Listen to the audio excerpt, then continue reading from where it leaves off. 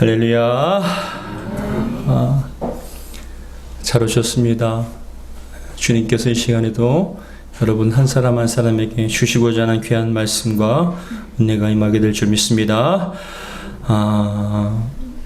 현재 전 세계는 코로나 상황이 급격하게 나빠지고 있습니다.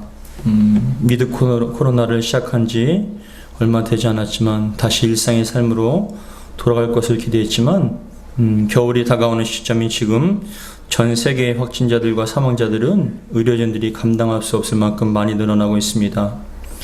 유럽의 경우 영국은 어제 하루 확진자 수만 58,184명이 늘어난 1,070만 9,165명이 확진자가 있고, 사망자 수는 120명이 늘어나서 14만 6,255명이 사망하게 되었습니다. 미국은 확진자가 어제 하루 15만 7,977명이 확진자가 나타나게 되었고, 그래서 총 5,069만 3,768명이 확진자가 되었고, 사망자는 2,033명이 늘어서 81만 7,302명이 사망하게 되었습니다. 우리나라도 코로나 상황이 너무 나빠져서 어제 하루 확진자 수가 6,977명이 늘어나 이제 51만 583명이 확진이 되었고, 사망자 수는 80명이 늘어서 4,210명이 되었습니다. 사망자 수가 80명이 된 것은 코로나 시기 이후에 가장 많은 숫자로 많은 분들이 걱정을 하고 있습니다. 중증 환자는 856명이 늘어났습니다. 어제 한 뉴스를 보니 코로나 응급 환자들을 돌보는 전문의가 나오셔서 코로나 치료 현장에 대해서 말씀해 주는데, 그야말로 아비규환이고 살아있는 지옥과 같이 매일매일 하루가 겁이 날 정도로 많은 사람들이 몰려오고 있답니다. 응급실에 와서 응급치료를 받아야 함에도 불구하고 병상과 의료진이 없어서 집에서 10일 이상을 대기하고 있다가 죽는 분들도 계속 지금 늘어나고 있다고 합니다. 이런 추세라면 앞으로 10,000명 이상 확진자가 나올 수도 있고, 사망자는 훨씬 더 많은 사람들이 나올 것을 전망하고 있습니다. 위드 코로나 이전의 방역 지침으로 가장 높은 사회적 거리두기 4단계를 볼 때 제가 찾아보니까 2,000명대가 가장 높은 방역의 수칙 4단계로 유지가 되고 있었습니다. 그런데 지금은 그보다 3배가 넘는 숫자가 확진자가 나타나고 있고, 중증 환자와 사망자가 기하급수적으로 늘어나고 있습니다. 이처럼 위험한 상황은 우리나라뿐만 아니라 전 세계에 공통적으로 일어나고 있습니다. 그리고 경제적인 부분에서도 전 세계가 힘들어하고 있습니다. 미국 월가는 11월 미국 소비자 인플레이션이 40년 만에 최악이라고 얘기를 합니다.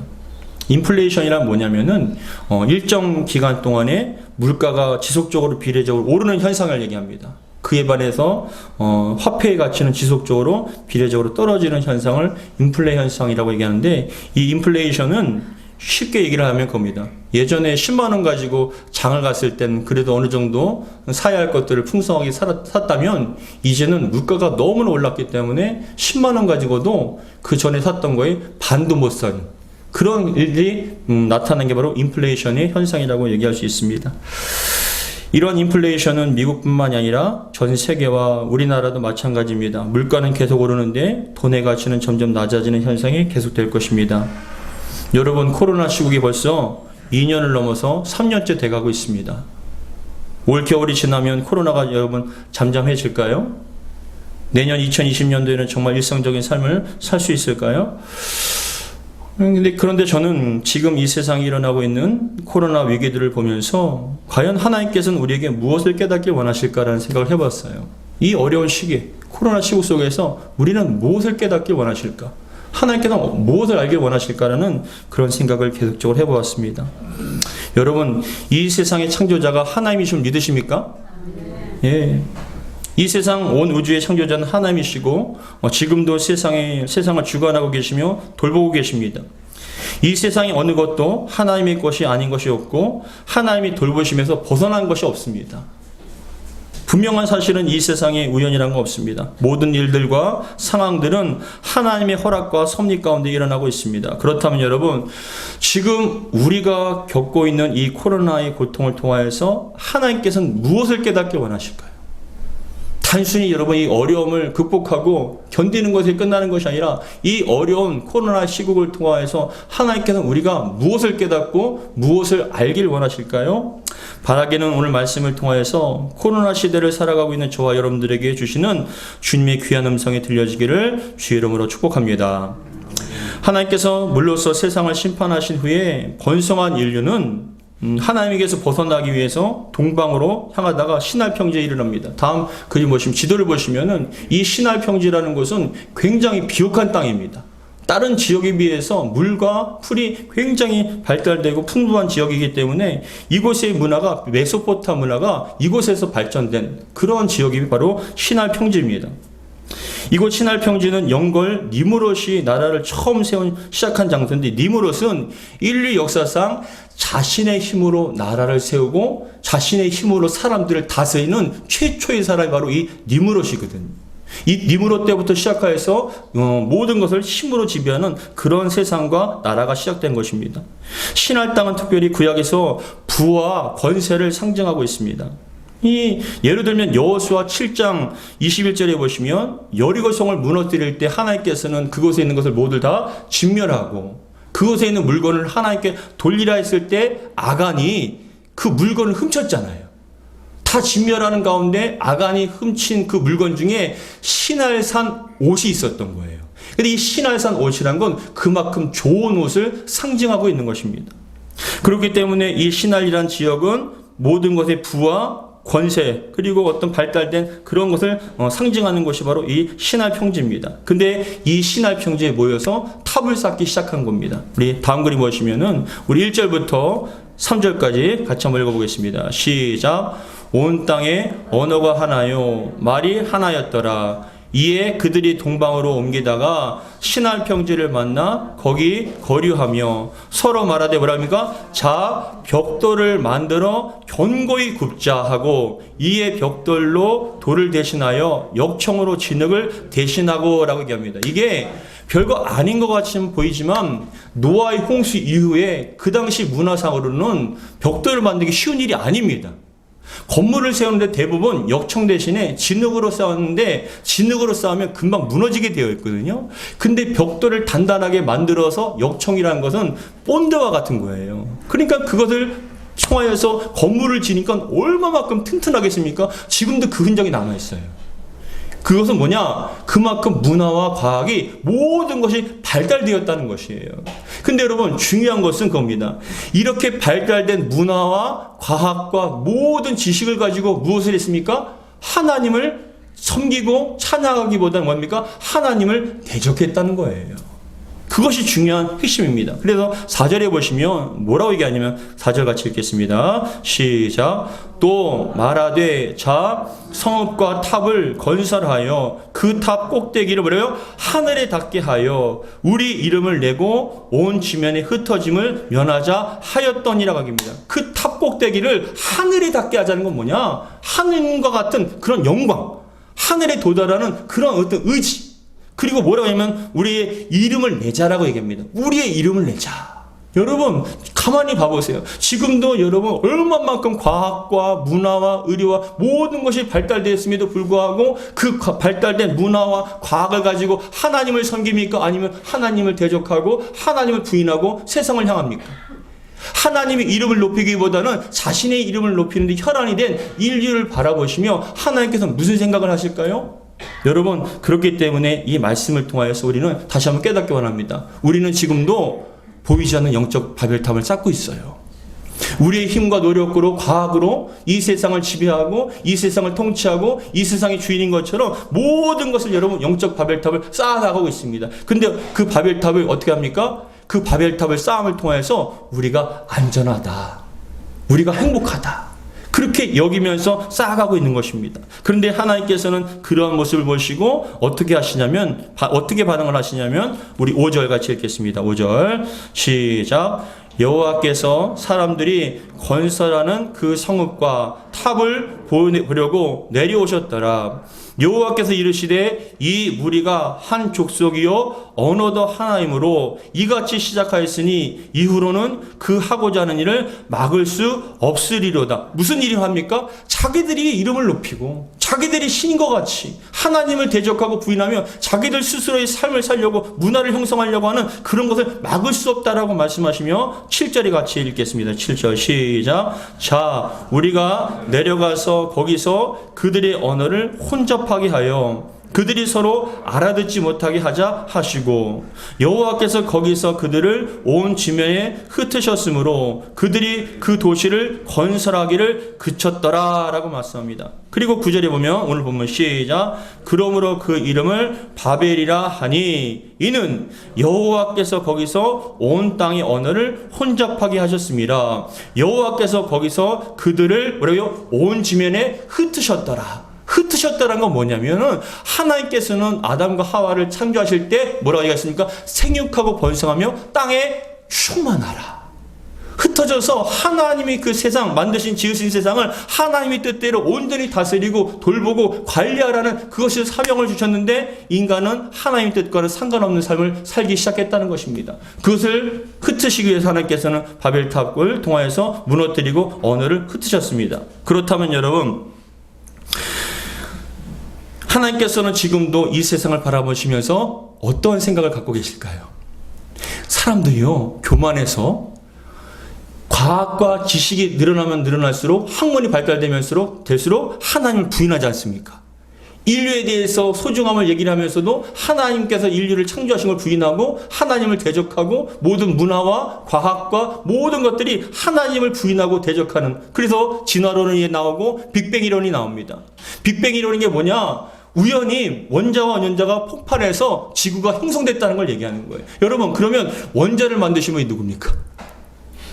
이 세상에 아무것도 없는데 원자와 원자가 여러분 그것을 어떻게 하다가 부닥쳐서 폭발해서 빅뱅 이론에 의해서 이 지구가 온 우주가 창조가 되었다, 생성되었다라고 했는데 여러분 맨 처음에 그 재료를 만드신 분이 누굽니까? 그렇게 따지면 여러분 이 세상의 참된 창조자는 하나님이시라는 거예요. 근데 과학이 발달되고 문화가 발달되고 어떤 여러 가지 의료가 발달되면 발달될수록 우리 스스로의 힘으로 살아갈 수 있다는 그런 모습을 바라보시면서 하나님께서는 뭘 어떻게 반응하시냐면 바로 시편 2편 4절에 나와 있습니다. 같이 한번 읽어볼까요? 시작. 하늘에 계신 이가 웃으시며 주께서 그들을 비웃으시리로다. 바라보니까 참 한심한 거예요. 교만하게 그지없습니다. 야, 우리의 힘을 내자. 우리가 정말 이것을 갖다 창조한 것, 우리가 이것을 다스리자, 우리의 힘을, 이름을 높이자라고 그렇게 얘기했던 그 모든 것을 바라보시면 하나님께서 웃으시는 거예요. 지금도 여러분, 우리가 과학이 발달되면, 아니 문화가 발달되고 의료가 발달되면 다 될 줄 알았지 않습니까?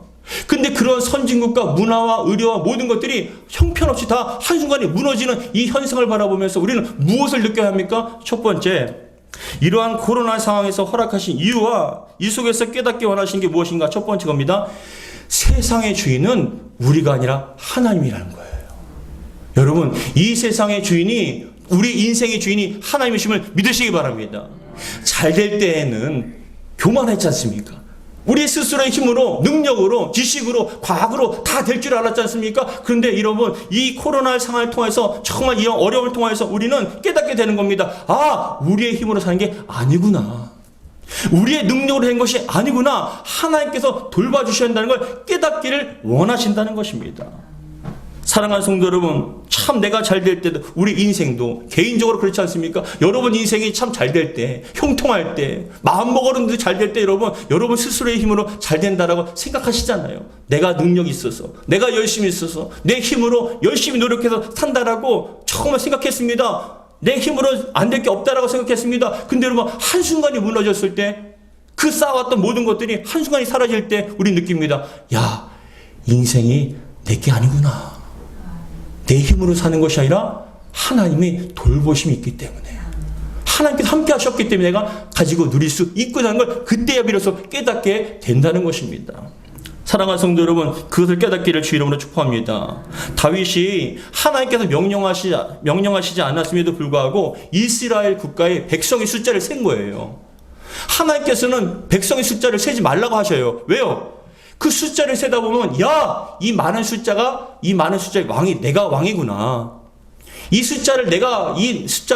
많은 숫자에 지배자가 나구나라고 자꾸만 교만해진다는 거예요. 자기가 주인처럼 생각하기 때문에 하나님께서는 숫자를 세지 말라고 말씀하셨거든요.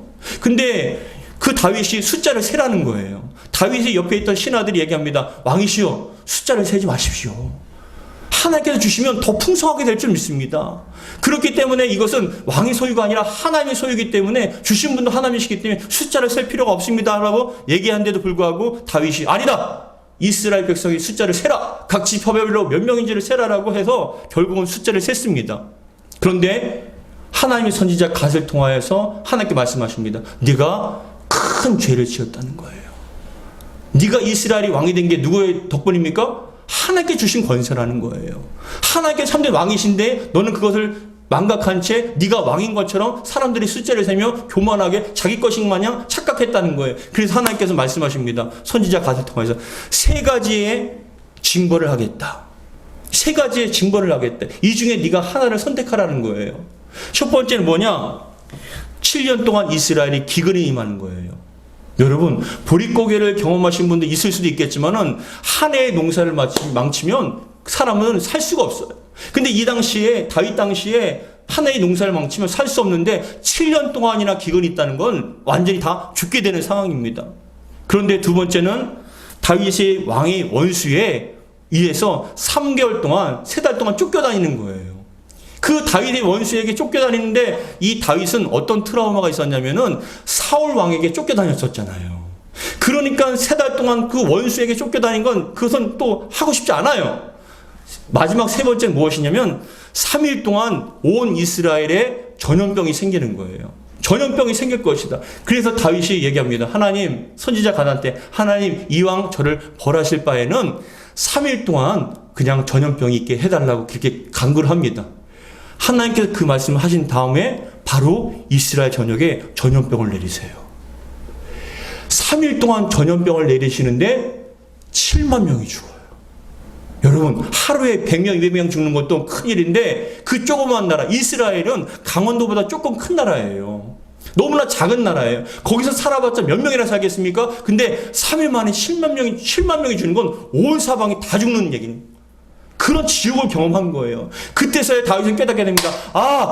이스라엘은 하나님의 것이고 내 위에는 하나님이 계시는데 내가 마치 왕인 것처럼 내가 전부인 것처럼 착각했구나라고 그때야 비로소 회개하면서 선지자 갓과 함께 제단을 쌓습니다. 하나님, 회개합니다. 잘못했습니다. 이 세상의 주인은 하나님이시고 이스라엘의 주인은 누구다? 하나님이십니다. 그렇게 고백을 하는 거예요. 그렇게 제단을 쌓고 제물을 드리니까 하나님께서 그것을 받으시고 전염병을 멈추게 해주셔요. 우리 사무엘하 24장 25절 같이 읽겠습니다. 시작. 그곳에서 여호와를 위하여 제단을 쌓고 번제와 화목제를 드렸더니 이에 여호와께서 그 땅을 위한 기도를 들으심에 이스라엘에게 내리는 재앙이 그쳤더라. 여러분, 우연이 아닌 거예요. 이 세상에 일어나는 모든 일들이 우연이 아니에요. 하나님의 심판과 또 그 심판 속에서 우리는 깨닫길 원하시는 거예요. 무엇입니까? 이 세상의 주인은 하나님이십니다. 우리 인간이 주인이 아니라 하나님이십니다. 하나님께서 허락하신 건강, 하나님께서 허락하신 시간을 살다가 여러분, 우리 인생은 하나님께서 정하신 시간을 살다가 하나님께로 가는 하나님의 소유입니다라는 걸 깨닫길 원하시는 거예요. 하나님으로부터 우리는 태어난 거예요. 하나님께서 주신 건강, 지혜, 물질 모든 것을 가지고 누리며 살다가 하나님께서 정한 시간이 끝나면 우리는 하나님께 가는 거예요. 우리의 인생은 하나님께로부터 와서 하나님께 가는 인생이 바로 우리의 인생입니다. 누가 주인입니까? 주님께서 주인이셔요. 그렇기 때문에 우리는 다시 한번 이 인생의 주인은 주님이시다. 이 세상의 참된 주인은 하나님이시라는 걸 이 코로나 시국 속에서 다시 한번 깨닫기를 주의로 축복합니다. 내가 아니에요. 인간이 아니에요. 인간의 지식을 주는 것도 하나님이셔요. 그렇기 때문에 하나님께서는 두 번째 무엇을 원하시냐? 하나님이 돌보심이 필요한 연약한 존재임을 깨닫고 겸손하게 하나님의 도우심을 구해야 합니다. 그동안 우리가 열심히 노력해서 모든 것을 이루고 누리는 줄 알았습니다. 그러나 하나님께서 허락하시고 주셔서 누리는 걸 우리는 그걸 망각한 거예요. 여러분 잘 봐보세요. 여러분들이 지금 가지고 있는 모든 것들이 여러분 것이라고 생각합니까? 여러분들이 노력과 여러분들이 열심으로 산 것이라고 생각하십니까? 그렇게 생각할 수도 있지만 그것을 허락하신 분이 누굽니까? 하나님이시라는 거예요. 그래서 우리는 교만할 필요가 없어요. 주님 앞에 겸손하게 하나님 감사합니다. 주신 것을 가지고 누렸습니다라고 우리는 그렇게 감사해야 됩니다. 여러분 공든탑이 무너지랴라는 말이 있습니다. 공든탑이 무너지랴. 공든탑이 무너질 수 있을까요? 안 무너질까요? 공든탑이 무너질 수 있을까요? 안 무너질까요? 공든탑이 무너지려는 것은 무슨 말이냐면 공들여 쌓은 탑은 무너질 리가 없다는 뜻입니다. 힘을 다하여 정성을 다하여 한 일은 결과가 반드시 헛되지 아니함을 비유적으로 이르는 말이 바로 공든탑이 무너지려는 얘기입니다. 근데 여러분 공든탑도 무너질 수 있습니다. 공든탑도 얼마든지 무너질 수 있어요. 예전에 제가 부목사로 사역했던 당시에 부서를 맡는데 한 젊은 청년이 보조교사로 들어왔어요. 대학교에 갓 들어간 청년인데 보조교사로 들어왔는데 그 청년이 서울대학교에 들어갔어요. 근데 서울대생인데 굉장히 밝고 명랑하고 잘 어울리는 친구입니다. 근데 그 친구의, 그 청년의 어머니가 학교 선생님이셨고 교회 집사님이셨는데 그 집사님이 아들이 굉장히 자랑스럽잖아요. 서울대학교 갔으니까.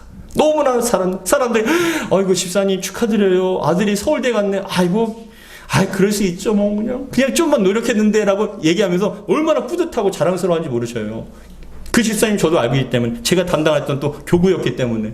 근데 그 집사님이 그 아들한테 뭐라고 얘기했냐면 고등학교 들어가자마자 뭐라고 얘기했냐면 아들아 엄마가 열심히 봉사하고 기도할 테니까 너는 3년 동안 주일날 교회 나오지 말고 그냥 학원 가라. 열심히 공부만 해라. 엄마가 열심히 너 대신 공부하고 열심히 기도하고 섬기고 봉사할 테니까 열심히 할 테니까 너는 그냥 공부만 열심히 해라 해서 그 아들이 교회를 안 나오고 그냥 학원만 다닌 거예요. 그 결과 서울대학교 갔어요. 그러니까 얼마만큼 자랑스럽고 얼마만큼 뿌듯합니까? 그런데 여러분 만나는 사람마다 참 축복하고 잘됐다 하나님 축복이라고 이렇게 하는데 이 아들이요 어느 순간부터 얼굴이 어두워져요. 굉장히 얼굴이 시커매지고 굉장히 그늘이 있는 거예요.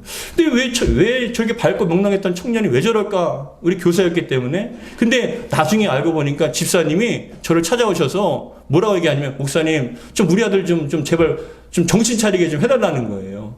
왜 그러세요? 그랬더니만은 그 아들이 그렇게 사랑스러웠던 아들. 태어날 때부터 지금까지 한 번도 부모님 속썩인 적이 없고 사춘기도 없고 부모님 말에 그렇게 잘 들었던 아들이 대학 가자마자 이렇게 아이가 어떻게 했냐면 OT 때 만났던 여자 선배님을 만나기 시작한 거예요.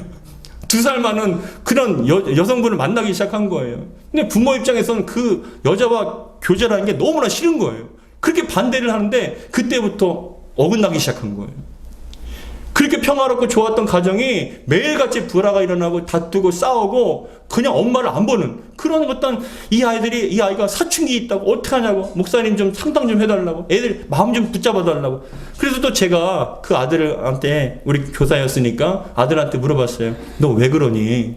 너 엄마가 얼마만큼 노력한 거 알지 않냐? 하니까 그 아들이 뭐라고 얘기하냐면은 목사님 사실은 제가 가고 싶은 과랑 대학이 따로 있었다는 거예요.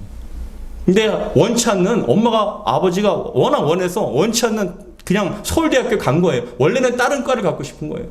다른 학교에 가고 싶은 거예요. 근데 부모님이 하라는 대로 했는데 뭐라고 약속을 했냐면은 대학교만 가면 다 네 마음대로 하라고 그러셨대요. 근데 대학교를 갔는데도 사사건건 다 그냥 간섭을 하는 거예요. 그러니까 너무 그게 견디기가 힘드니까 이 아들이 어떤 마음이 들었냐면 저한테 얘기하기를 사실은 목사님 그 여자 선배가 좋은 건 아니에요. 근데 왜 그러냐? 엄마 아버지한테 반항하고 싶었다는 거예요. 너무 싫었다는 거예요. 그래서 그냥 사귄다고 끝까지 그냥 싸운다는 거예요. 다퉜다는 거예요. 그러니까 여러분 그렇게 가정이 풍지박산된 것처럼 너무나 고통스러운 시간이 연속이 되는 거예요. 여러분 공든탑도 무너질 수가 있어요. 아무리 여러분 우리가 누리는 거 평범하게 생각하는 모든 것들이 하나님의 은혜인 줄 믿으시기 바랍니다. 우리가 세우는 것들, 우리의 노력으로 되는 것들 한순간도 여러분 하나님께 붙잡아 주시지 않으면 우리는 다 잃어버릴 수가 있어요. 그래서 성경에서는 뭐라고 말씀하시냐면 우리 시편 127편 1절 같이 읽겠습니다. 시작. 여호와께서 집을 세우지 아니하시면 세우는 자의 수고가 헛되며 여호와께서 성을 지키지 아니하시면 파수꾼에 깨어 있음이 헛되도다. 하나님께서 세우시니까 가정이 세워지는 거예요. 우리의 노력으로 가정에 평안이 있는 것이 아니라 하나님께서 한 사람 한 사람마다 붙잡아 주시니까 그 가정에 평안이 말 수 있고 그 인생에 기쁨이 있을 수가 있는 거예요. 그렇기 때문에 사랑하는 성도 여러분, 우리는 하나님 없으면 살 수 없는 존재라는 걸 인식하기를 주의 여러분 축복합니다. 하나님의 은혜로 살아가는 거예요. 하나님께서 한순간도 붙잡아 주지 않으면 우리는 얼마든지 넘어질 수 있고 잃어버릴 수 있다는 걸 다시 한번 깊이 깨달으며 하나님 겸손한 마음으로 우리 가정 붙잡아 주실 줄 믿습니다. 하나님 아니면 안 됩니다. 저희의 인생, 저희 모든 것들, 사업들, 직장들 모든 것들 다 하나님의 은혜인 줄 믿습니다. 붙잡아 주셔서 감사드리고 붙잡아 주실 믿습니다. 하나님을 의지하고 붙잡는 저와 여러분들 되길 바랍니다. 누가 주인입니까? 하나님이 주인이에요. 그것을 잊지 말라는 겁니다. 세 번째, 마지막으로 우리가 취해야 할 태도는 뭐냐? 주신 것을 감사하며 마땅히 돌려야 할 영광을 하나님께 돌리자는 거예요. 그래야만 됩니다. 그동안 여러분 우리가 주인이고 우리가 영광을 차지했잖아요. 내가 열심히 했고 내가 정말 자식 잘 키웠기 때문에 누리는 거라고 착각했지 않습니까? 하나님께 주신 선물이라는 거예요. 하나님의 은혜라는 겁니다. 바벨론에 느부갓네살 왕이 있어요. 근데 이 바벨론의 느부갓네살 왕이, 바벨론은 그 당시에 가장 강력한 나라 중에 하나예요. 그 높은 궁정에서 바벨론의 도시를 보니까 너무나 화려하고 아름다운 거예요. 야! 이 모든 것들을 내가 노력해서 내 권세 가운데 이 모든 것을 세운 것이다라고 그렇게 자랑을 했습니다. 근데 하나님께서는 여러분 그 모습을 보고 어떻게 하셨냐면 우리 다니엘서 4장 29절에서 30절 같이 읽겠습니다. 시작. 12달이 지난 후에 내가 바벨론 왕궁 지붕에 거닐세 나 왕이 말하여 이르되 이 큰 바벨론은 내가 능력과 권세로 건설하여 나의 도성으로 삼고 이것으로 내 위엄의 영광을 나타낸 것이 아니냐 하였다. 스스로 야 내가 열심히 해서 내가 잘나서 내가 한 것이라고 막 영광을 듬뿍듬뿍 받고 있습니다. 근데 하나님께서 그 느부갓네살 왕이 뭐라고 얘기하냐면 야 느부갓네살 왕아 네가 가지고 누린 게 누구의 것이냐 너는 깨달아야 한다라고 말씀하시면서 뭐라고 말씀하시냐면 너는 지금부터 네 머리에 있는 총명이 사라질 것이라는 얘기예요. 총명이 사라질 것이다. 너는 지금부터 앞으로 7년 동안 소처럼 들에서 풀을 뜯어먹는 사람이 될 것이다. 미친 사람이 된다는 거잖아요. 들에서 풀을 먹고 소처럼 살게 될 것이고 너의 온몸에는 독수리털처럼 털이 날 것이고 손톱은 마치 새발톱처럼 날카롭게 되어서 너는 미친 자와 같이 광야에서 풀에서 풀을 뜯어 먹고 살 것이다 라고 말씀하라는 거예요. 7년 동안. 우리 다니엘서 4장 32절 같이 읽겠습니다. 시작. 내가 사람에게서 쫓겨나서 들짐승과 함께 살면서 소처럼 풀을 먹을 것이요 이와 같이 7대를 지내서 지극히 높은 이가 사람의 나라를 다스리시며 자기의 뜻대로 그것을 누구에게든지 주시는 줄을 알기까지 이르리라 하더라. 높으신 이가 누굽니까? 하나님이셔요. 그 당시에 바벨론에 있는 온갖 우상과 신들이 아니라 가장 높으신 분이 누굽니까? 참된 신이 누구십니까? 하나님이시라는 거예요. 하나님께서 총명을 주시고 권세를 주시고 그 모든 걸 주셨기 때문에 가지고 누리는 것을 너는 깨달아야 된다는 거예요. 그래서 그 말이 되자마자 그 사람의 총명이 사라져 버렸어요. 그때부터 소처럼 여러분 들에서 풀 뜯어먹고 온몸에 여러분 독수리처럼 풀이 나면서 발톱은 뾰족하게 나면서 돌아다니는 거예요. 그것을 보는 신하들과 사람들이 어쩌다 느부갓네살 왕이 저럴 수 있을까? 어쩌다 저럴 수 있을까? 어쩌다 저렇게 될까? 막 사람들이 얘기합니다. 왕이시여 그러면 안 됩니다. 근데도 여러분 알아듣지 못하는 거예요. 하나님께서 여러분 허락하시니까 누리는 거예요. 7년째 된 날에 마침내 하나님께서 그 느부갓네살 왕에게 다시금 총명을 불어넣어 주셔요. 깨닫고 나니까 그때서야 느부갓네살 왕이 야 내가 가지고 누리는 것 다 하나님께로부터 온 것이구나. 여러분 하나님은 이스라엘만의 하나님이 아니에요. 온 세상이 하나님이셔요. 하나님 은혜 가운데 우리는 살 수 있어요. 가만히 한번 생각해 볼까요? 여러분 지구가 하루에도 몇천 킬로의 속도로 하루에 한 바퀴씩 돕니다. 1년에 여러분 한 바퀴씩 그 지구 전체를 도는데, 공전을 하는데, 어떻게 봄, 여름, 가을, 겨울, 어떻게 정확하게 이렇게 모든 것이 다 유지가 됩니까? 자연의 법칙입니까? 아니요. 하나님의 섭리이고 다스림과 주관하심이에요. 우리는 그것을 깨달아야 될 줄 믿습니다. 그래서 다니엘서 4장 36절에서 37절에 이 느부갓네살 왕이 뭐라고 고백하냐면, 같이 읽겠습니다. 시작. 그때에 내 총명이 내게로 돌아왔고 또 내 나라의 영광이 대하여도 내 위엄과 광명이 내게로 돌아왔고 또 나의 모사들과 관원들이 내게 찾아오니 내가 내 나라에서 다시 세움을 받고 또 지극한 위세가 내게 더하였느니라. 그러므로 지금 나 느부갓네살은 하늘의 왕을 찬양하며 신송하며 경배하노니 그의 일이 다 진실하고 그의 행하심이 의로우심으로 교만하게 행하는 자를 그가 능히 낮춤이라. 야, 우리들뿐만이 아니라 세상의 권세도 하나님께서 주신 것이고, 때가 되면 교만하면 꺾으시고, 모든 것들이 하나님의 다스림과 통치 가운데 있다는 걸 우리는 다시 한번 깨달아야 합니다. 사랑하는 성도 여러분, 우리의 열심으로 살아갑니까? 하나님께서 돌봐주셨기 때문에. 우리의 노력으로 여러분 가정이 세워집니까? 하나님이 보호하셨기 때문에. 가지고 누리는 걸 다시 한번 우리는 겸손한 마음으로, 하나님, 우리의 모든 것은 하나님의 것이고 우리는 참된 주인은 하나님이시며 하나님이 도우심이 없으면 살 수 없습니다라는 걸 다시 한번 깊이 깨닫고 찬양과 영광을 올려드리기를 주의 이름으로 축복합니다. 소율이 문답 1문에 질문이 있습니다. 그 소율이 문답 1문의 질문이 뭐냐? 사람의 제일된 목적이 뭐냐? 사람이 존재해야 할 이유가 뭐냐라고 질문을 합니다. 그랬을 때 그의 대답은 무엇이냐? 하나님을 영화롭게 하는 것이고 그를 영원토록 즐거워하는 것이 사람이 제일된 목적인 거예요. 여러분, 세상이 하나님을 영화롭게 합니까? 하나님의 어떤 섭리를 즐거워합니까? 세상은 그렇지 않잖아요. 그러나 저와 여러분들만큼은 하나님을 영화롭게 하며 하나님을 영원토록 즐거워할 수 있는 하나님의 소유, 하나님의 사람들이 되기를 주의 이름으로 축복합니다.